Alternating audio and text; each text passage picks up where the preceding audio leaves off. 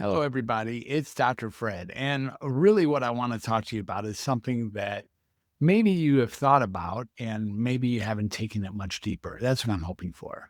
So, I've been in the mental health field for 45 years. And one of the things that has really bothered me during that time was the idea that once you had a psychiatric condition, it was programmed to us or taught to us that there was something permanent that you'd have to deal with for the rest of your life.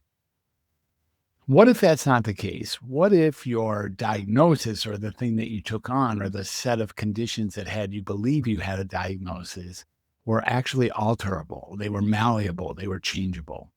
What if, in fact, you could become someone different just by stating so and then taking different turns in the road?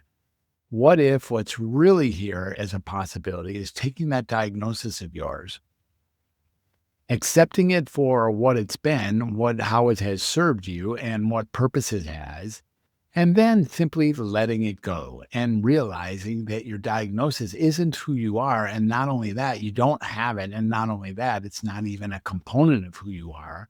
It's just a component of something that you believed up until now.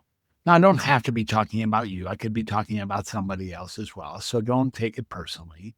And if also the other thing, if you really think it's important to keep your diagnosis permanent, to know that you have it and you have a permanence and it's not your fault and it's a condition that came from the outside and you don't have any real say over whether or not you have it, if that's serving a purpose for you, then by all means, please continue down that road.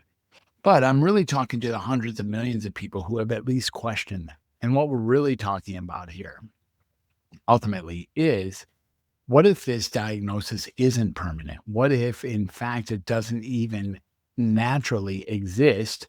And in real life, yes, the condition and the experiences, the feelings, the sensations, the thoughts, the emotions, these are very real. Of course, I do not mean to diminish the power of the negative or even the positive experiences in life.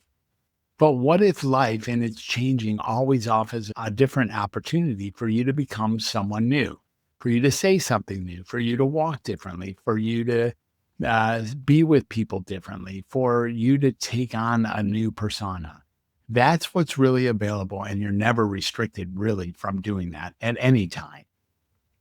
So that would mean without you being fixed in any way, you have the possibility of becoming someone else and looking at the same data in the world through a different lens, through a different point of view, and reaching the final conclusion that your diagnosis, even if you have accepted it up until now for several years or several decades, doesn't mean that you've had it. It just means that you are in agreement with someone else's idea that they may be what you had, whether or not they looked it up in a book or just declared something that fit your self-perception.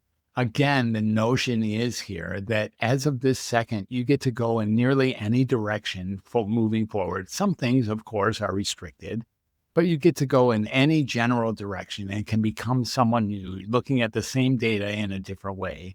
And that diagnosis or that condition of yours is not permanent. Now, you do have a condition that is permanent, and that's called the human condition.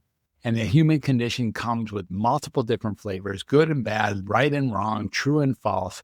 And it comes with a very miserable as well as a very ecstatically beautiful. All of this and in between is what it means to be human. Welcome to humanity. Welcome to the human condition. And thanks for watching this video.